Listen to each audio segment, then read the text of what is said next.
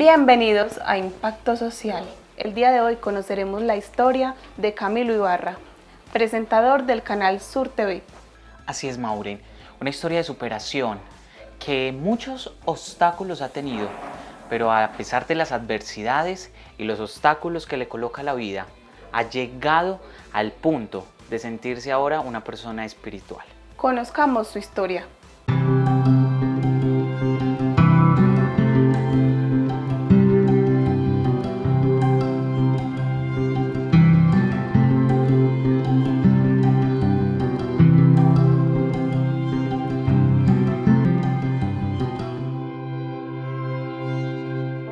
Mi historia empieza en el 2016, hace 3 años, ya casi 3 años, todavía no son los 3 años exactos, y es con la salud en nuestro país, en Colombia, y a nosotros nos tocó acá en el municipio de Itagüí, con mi mamá.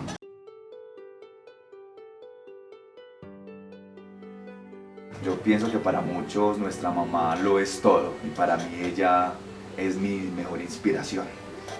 Y ella tenía cálculos en la vesícula y ella no tenía sus cólicos, sus dolores, pero ella ha manejado algo muy fuerte que es el miedo, lo que no nos permite a nosotros avanzar en la vida.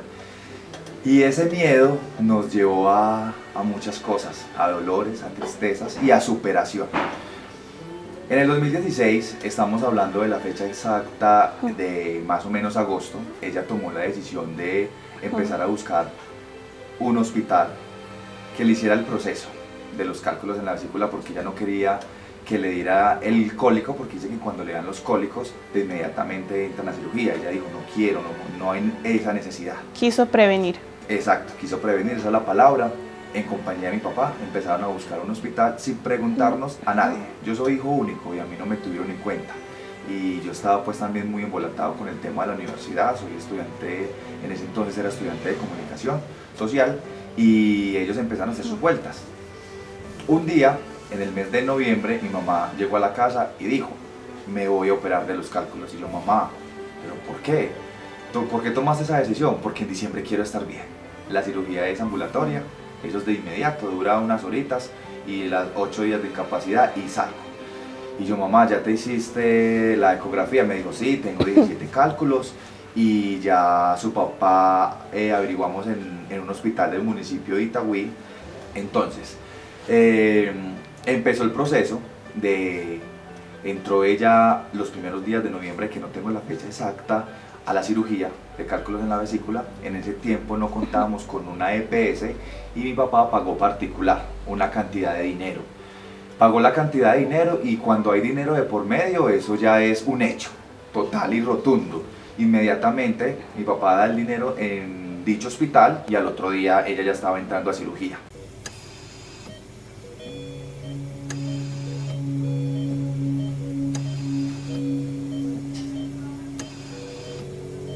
Ella entró a cirugía en la mañana, en la tarde yo fui a recogerla, el cirujano me dice que todo salió perfecto, que ya le habían sacado los cálculos de la vesícula. Sin complicaciones. Sin complicaciones, fue con láser, la nueva tecnología.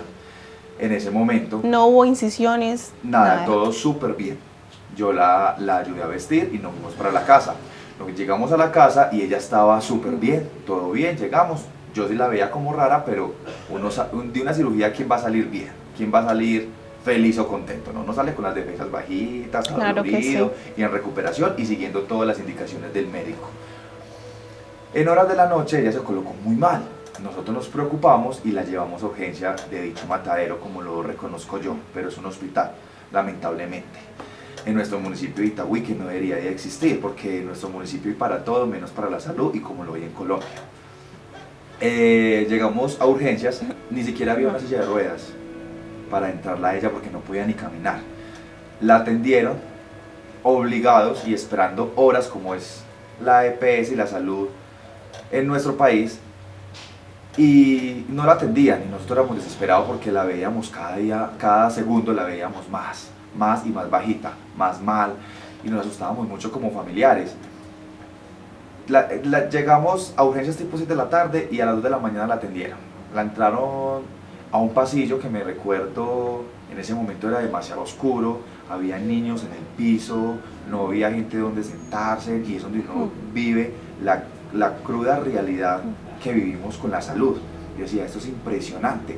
Cuando no vivimos el momento es donde nos damos cuenta de lo que de verdad existe. Que yo a ese hospital no le diría hospital, yo le diría el matadero. Porque para mí allá no operan a personas, operan esas como animales, y eso que ni los animales se merecen esos tratos que mi mamá tuvo en ese hospital. Y lo único que nos dijeron fue, llévesela para la casa, no pasa nada. Yo dije, pero es que ya algo le está doliendo, el estómago parecía de 10 meses, algo pasa con ella no está bien, se los garantizo. Y lo único que nos dijeron fue, váyase para la casa, que eso es un proceso, a ella le fue muy bien. Le inyectaron medicamentos y para la casa, nos la llevamos. Llegamos a la casa, tratamos de tranquilizarnos, de que no pasaba nada grave y todos nos acostamos a dormir en mi casa. En la mañana, al día siguiente, mi mamá parecía un cadáver, literalmente.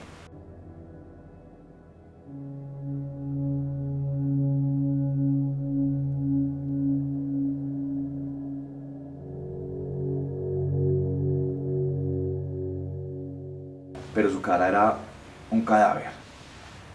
Nos preocupamos. Yo en ese momento estaba en el 8º semestre de comunicación y yo estaba en mis finales. Yo me fui para la universidad y sabes algo, es donde empecé a creer un poco en los sueños, porque el episodio que viví ese día lo viví ya en un sueño. Yo días antes de que pasara eso, yo soñé de que yo llegaba a la esquina de mi casa y había mucha gente en mi casa y yo salía corriendo porque algo estaba pasando, y ese episodio lo repetí ese día.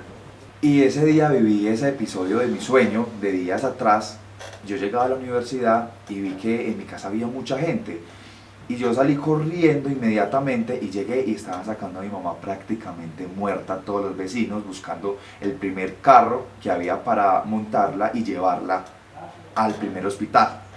En ese momento estaban inaugurando, estaba muy nuevo el hospital del sur, y nosotros en ese entonces vivíamos a 2 cuadras o 3 cuadras del hospital del sur. Llegó inmediatamente, la trajo un vecino en el carro y allá le dijeron que mi mamá se estaba muriendo, que a ella le habían hecho el procedimiento mal, o no sabían si mal, pero algo ella tenía en el estómago. Inmediatamente la llevaron nuevamente al matadero, que es el hospital donde la operaron, y llegó al hospital, y ahí fue donde a nosotros nos cambió la vida. Y ahí fue donde a nosotros nos cambió la vida.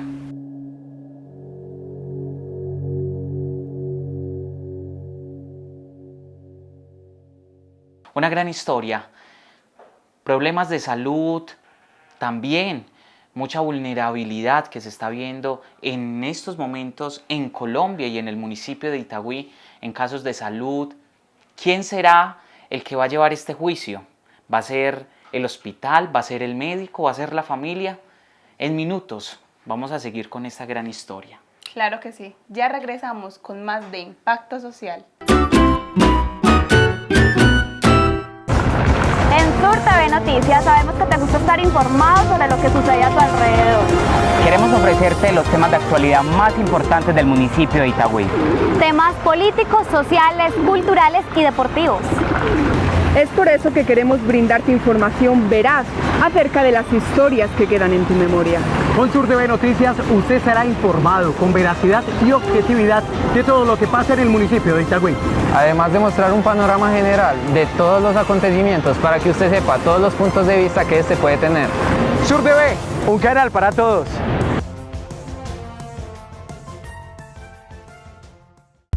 Hola, mi nombre es Camilo Ibarra. Y yo soy Sara Cartagena. Nos vemos todos los jueves a las 4 de la tarde. Encontrando temas de diversidad, cultura, entretenimiento, gastronomía, temas de interés y mucho más. Un programa para toda la familia. Que no te puedes perder en Tardes con Voz.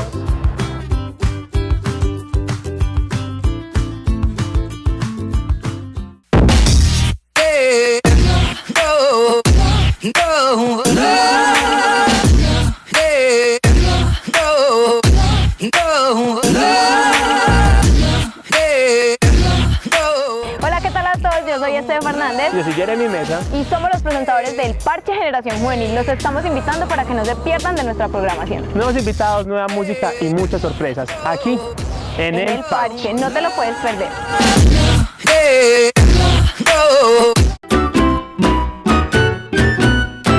Y recuerden seguirnos en nuestras redes sociales como Facebook, Twitter e Instagram. Aparecemos como Sur TV Itagüí. Y si se perdió el programa anterior, recuerden que estamos en la plataforma de YouTube como Canal Sur TV. Y si ustedes quieren que sus historias salgan en Impacto Social, recuerden escribirnos al correo que aparece en pantalla o a través de la línea telefónica 373-8023. Allí mismo también se pueden comunicar para hacer pautas publicitarias con nosotros.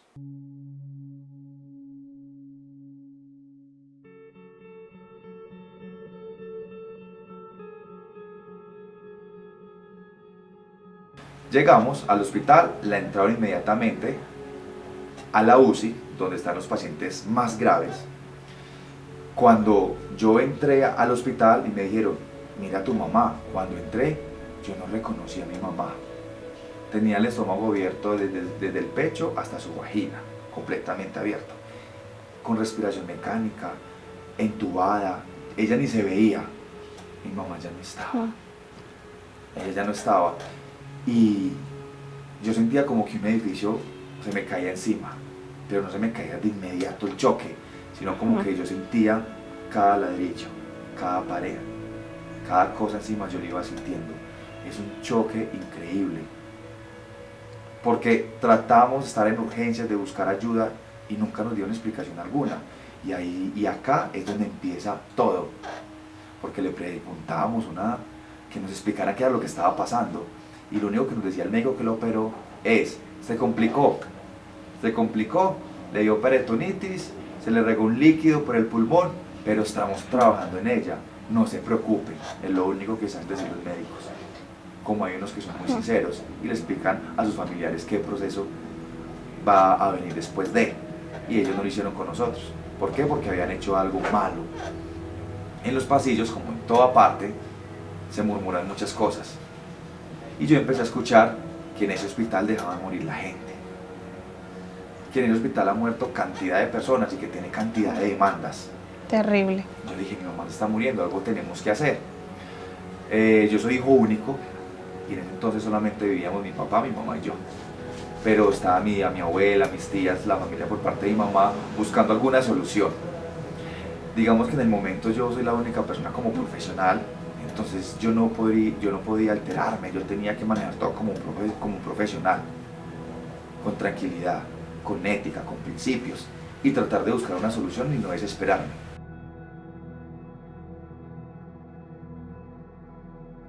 Cuando no puedes hacer algo o no te ponen cuidado, hay que buscar la ley. Cuando la ley no te observa, hay que buscar el cuarto poder, y son los medios de comunicación, que es el periodismo.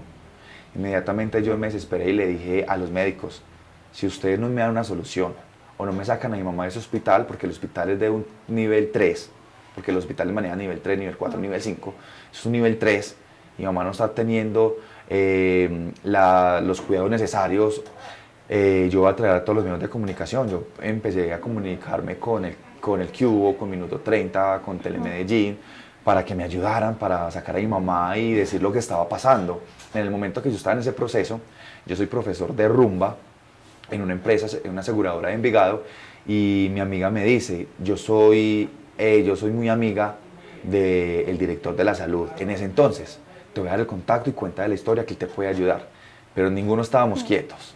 También mi papá y mis tías estaban en la fiscalía colocando la demanda porque no querían que mi mamá saliera del hospital. Y al ellos no querer que saliera, era porque algo estaba pasando, y eso era de investigación, pero teníamos que llegar con la fuente exacta, no podríamos tampoco estar hablando porque sí. Y entonces comenzamos y recibí la llamada del director de la salud en ese entonces de Antioquia, y me dijo, Camilo, tu amiga me contó la historia, ¿qué es lo que está pasando? Y le digo yo, pasa esto. Yo que le cuelgo, inmediatamente, a las horas, llega una ambulancia del Hospital Fundación San Vicente de la ciudad de Medellín por mi mamá. y los médicos del hospital se imponen para no dejarla salir. ¿Qué estaba pasando? Se pregunta uno. Si uno tiene la conciencia tranquilo, uno no tiene por qué cerrar puertas. Así es. ¿Cierto? Y ellos no dejaban, pero con la orden que tenían del San Vicente no podían decir absolutamente nada y la sacaron de ese hospital. Inmediatamente la sacaron al hospital, llegaron al San Vicente, que empieza otro proceso, la saca, llega al hospital San Vicente y en el San Vicente nos damos cuenta que a mi mamá le habían perforado todo el intestino, estaba llena de fístulas. Para muchos dirán que son fístulas porque aún hay gente que no entiende y vulgarmente lo voy a decir para que se entienda, son huecos en las tripas. Increíble. Para que se entienda, pero son fístulas intestinales, es por donde sale todo nuestro excremento y eso nos lleva a la muerte. Mucha gente lo ha superado, otras no, porque detrás de ahí viene otra historia más. ¿Qué te dio fuerzas? ¿Qué te dijo, no me voy a dejar caer? Mi mamá, esa es mi fuerza, es mi motor, mi mamá, porque ella y yo tenemos muchos sueños para cumplir, para realizar, y ella estaba conectada a miles de aparatos y ella estaba prácticamente muerta, pero yo sentía que ella me hablaba. Ella es de ojos azules y yo veía sus ojos en mí. Ella me decía, no te vas a caer, no vas a renunciar. Y cuando yo entraba en coma, yo le decía, mamá, prométame que usted a mí no me va a dejar solo. Y si usted me promete que no me va a dejar solo, yo saco la fuerza necesaria. Si usted me mueve un dedo, es porque usted me está dando a entender que usted no me va a dejar solo. Y mi mamá me movía la mano. Y eso me daba a entender que ella me iba a cumplir. Y mi mamá ha sido una mujer que lo que promete, lo cumple. Y yo dije, mi mamá nunca se va a ir. Y toda mi familia dudó de la existencia de mi mamá. Todos pensaron que ella se iba a ir. Todos se despidieron, mi familia entró en shock, mi abuelita le dio depresión, mi abuela se enfermó, mis tías se enfermaron, todo el mundo. Y el único que no se enfermaba era yo. Yo me levantaba a las 5 de la mañana, estudiaba para el parcial de la universidad, llegaba a la universidad, me paraba frente al profesor y ante todos los estudiantes. Hacía mi exposición, la tenía que investigar días antes, exponía y nadie de la universidad ni mis compañeros sabía por lo que yo estaba pasando. Yo exponía mi tema como si nada, pero yo no le estaba exponiendo a ellos, yo le estaba exponiendo a mi mamá. Entonces esa era mi razón de ser. Y yo terminaba la exposición, salía, iba a la biblioteca, reclamaba un libro y cogía de ahí un bus para el Hospital San Vicente. Llegaba al Hospital San Vicente y me encontraba con la cruda realidad de ver a mi abuela mal, depresiva y no dejaba de llorar. Mi papá se rascaba la cabeza, movía la forma económica, desesperado, llegaban mis tías y yo llegaba con mucho miedo, pero tenía que afrontar esta realidad y entender. En el momento yo no entendía, ahora lo entiendo, pero yo me preguntaba, no por qué, sino para qué. Yo decía, ella es el amor de mi vida, porque el amor de mi vida no es otra persona, sino más que mi mamá. Primeramente yo, porque yo me debo de amar primero para poder amar a los demás. Y ella es mi motor.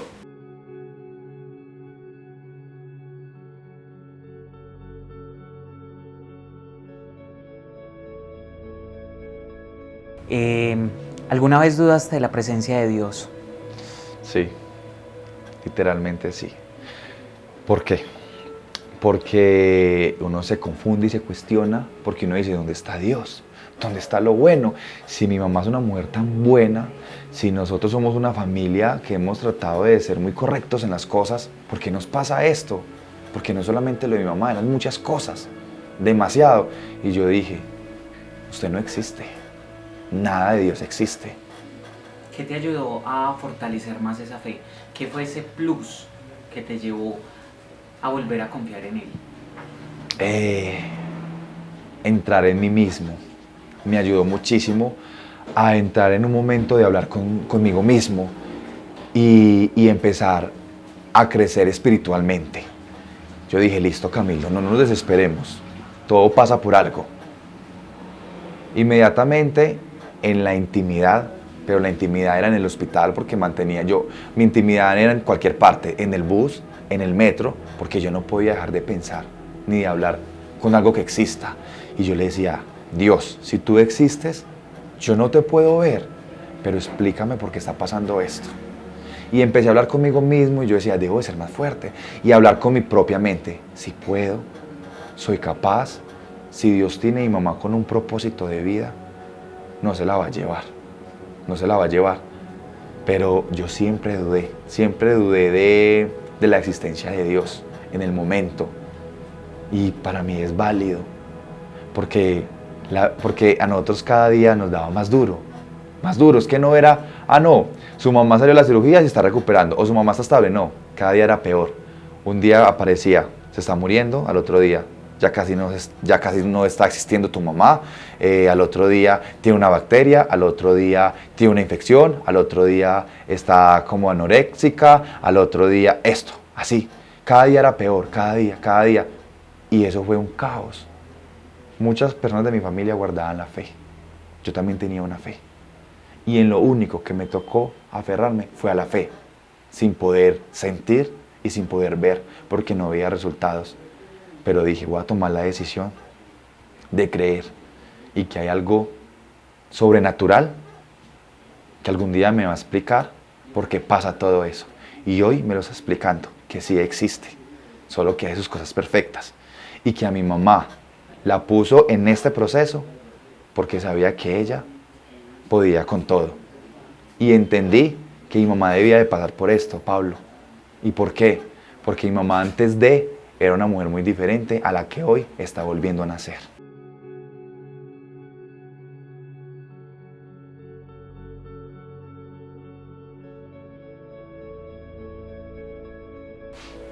¿Cuántos años duró ella en el San Vicente? Duró hospitalizada casi un año en ese hospital. En ese tiempo, en ese año, mi papá empezó con una tos, que es otra historia. Empezó con una tos y empezó un tratamiento dentro del mismo Hospital Sagrado Corazón porque ya nos tenían mucho cariño porque llevamos un año. El nombre de mi papá es Jairo Ibarra, y él empezó su proceso. Y en ese proceso, a mi papá le descubren cáncer. Y nosotros, listo, tiene cáncer. Dios mío, mi mamá. Entonces yo me senté y yo dije, Dios mío, ¿qué es esto? ¿Cómo que mi papá tiene cáncer? Entonces yo en ese momento dejé a un lado a mi mamá, que llevaba casi 2 años tratando de vivir, y nos dicen que ahora mi papá tiene cáncer. Yo dije, listo, un cáncer, empecemos un proceso, meditemos, Dios, aquí estamos, somos más fuertes, ¿sí o no? Y de repente nos dicen que el cáncer no es un cáncer normal, es un cáncer agresivo, que tiene metástasis, que tiene cáncer en su tráquea, en un pulmón, en el pulmón izquierdo y en el estómago, y que le está afectando algunas partes más de su cuerpo. Yo dije, Dios mío, me voy a graduar, ¿qué voy a hacer? Soy hijo único, mi papá, mi mamá, mi familia, ¿qué hacemos? A mi mamá no se le podía decir absolutamente nada, porque ella estaba en un proceso que mi mamá ya tenía psiquiatra, porque ella ya no quería vivir. Había que tener un acompañamiento psicológico. Y yo salía de ese hospital, Pablo, todos los días salía destruido. Yo bajaba todo, por donde sube el tranvía, yo bajaba a abordar el bus en San Antonio y era mi alma destrozada. Yo andaba como si yo no estuviera en esa tierra. Yo no sentía ni qué llevaba puesto, yo no sabía yo quién era. La última cirugía de mi mamá fue hace meses, creo que fue en el mes de enero. Finalizando enero o empezando en febrero, dijo el cirujano, doy todo por su mamá, esta cirugía va a ser un éxito. Y yo lo di así, lo declaré así, es un éxito. Mi mamá ya, supongamos, espero que me entiendan, uno tiene por ejemplo 80 centímetros de intestino. Mi mamá ya en este momento tiene por ahí 39, más, porque le han cortado para ver si le hicieran las fístulas. Y entonces cirugía y fue un éxito, la cerró de todo, ya quedó bien. Y él dijo, si en 15 días la cirugía no se le daña a su mamá, gol. Y a los 5 días se le dañó. Respiré, lloré y volvemos a empezar. Y el día que se le dañó, mi papá tenía quimioterapia y la quimioterapia lo pone muy mal. Respiremos y volvemos a empezar. Al día de hoy mi mamá quedó abierta al estómago y en este momento tiene 2 fístulas. tiene 2 fístulas. Lleva más de 2 años y medio hospitalizada y el cirujano dijo, Amalfi ya no se muere, mi mamá ya no se muere, ella quiere vivir. La vamos a mandar para la casa, vamos a hacer una hospitalización en casa, y ella se va a terminar de recuperar con sus 2 fistulitas, le ponen una bolsita y ella todos los días va a estar, ella va evacuando todos los días como cuando uno elimina diariamente, ella por la bolsita. Y hace poquito le decía yo, mamá, ¿cómo estás de bien? Aprendiste a vivir con una bolsita en el estómago, tiene 2 fístulas y la eliminas en el momento que sea preciso. Entonces ella me decía, ¿sabe qué es lo que pasa, hijo? Era que yo tenía tanto miedo que yo no entendía lo que me estaba pasando y yo no quería aceptar lo que me estaba poniendo la vida. Y como yo no quería aceptar, por eso viví todos estos años en el hospital. Pero como ya acepto lo que me pasó, ya aprendí a vivir con ello. Y hoy está súper bien, mi papá en su proceso de su quimioterapia, ella en la casa recuperándose. Hospitalización en casa, ¿qué significa? Va al cirujano, va a la nutricionista, va al de terapias, va a los médicos y la están revisando constantemente y va muy, muy bien y ella no tiene nada. No tiene pues ni bacterias, ni infecciones, ya no está desnutrida, todo súper bien. Obvio, está flaquita y está aporreada por tantos años, pero ya se está recuperando y va súper bien y sé que va a seguir así. En este golpe de la vida, ¿qué frase o qué podrías decir que te ayudó a superar? Hay una palabra que yo me quiero tatuar y es sobrevivir. ¿Por qué sobrevivir? Porque eso somos nosotros los seres humanos, somos vida. Y como somos vida debemos de aprender a vivir con todo lo que nos llega en la vida. ¿Cómo se puede definir Camilo Ibarra al de antes y al de ahora que estamos viendo? Camilo Ibarra, el de antes, era muy miedoso. No creía en él. No entendía el por qué vivíamos. Le faltaba conocimiento. Lo manipulaba muy fácil. Tenía una baja autoestima.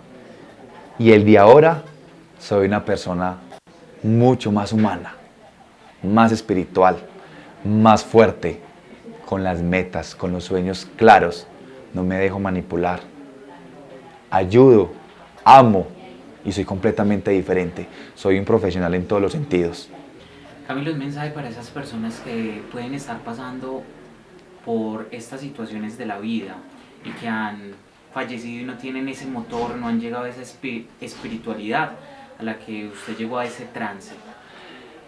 Mi mensaje es, no se confundan, en el momento no se confundan, sigan y crean que y no vayan a creer que están solos, porque nunca estamos solos, siempre hay algo con uno, no tenemos que esperar un abrazo de un familiar o de un amigo, es más que suficiente las fuerzas de uno mismo, porque es que nacimos solos y solo nos vamos a ir. Y mi consejo es, sigan adelante que sí es posible, que tarde o que temprano el sol va a salir para nosotros. Uno en el momento no entiende, pero después va a entender por qué pasan las cosas, el para qué pasan las cosas.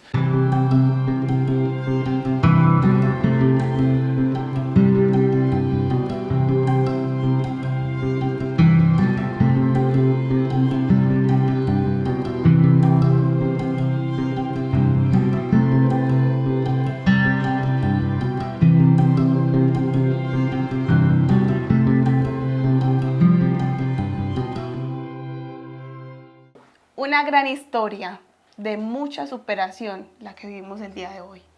Una historia que tiene tristeza, pero también que alentó a ser una persona más espiritual. Así es, Maureen, y eso es lo que nos quiere presentar el día de hoy Camilo Ibarra a los televidentes, y de eso se trata Impacto Social. Los esperamos el próximo sábado con otra gran historia a las 6 de la tarde por Sur TV, un canal para todos.